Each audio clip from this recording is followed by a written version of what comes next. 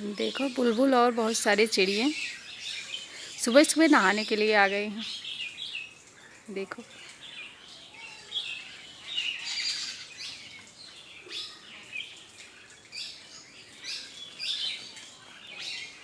यहाँ पे पानी चला दिया है। पानी में कीड़े पड़ गए थे इसलिए पानी चला दिए। और यहाँ पे कितनी सारी चिड़िया आई हुई हैं नहाने के लिए।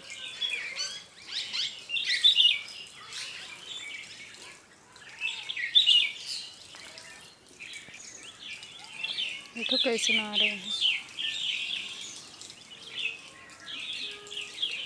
बोलो जय जय सीताराम।